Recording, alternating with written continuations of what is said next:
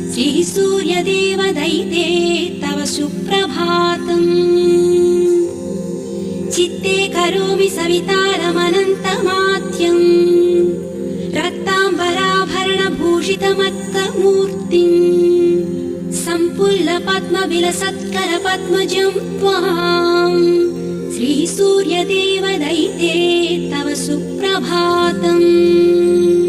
सप्ताश्ववल्लभविशिष्टतनुं सदाहम्, प्रफुल्लाब्जहस्तं प्ररोचं तमर्कम्, त्रयीवेदमाद्यन्तशून्यं दिनेशम्। श्रीसूर्यदेवदैते तव सुप्रभातम्।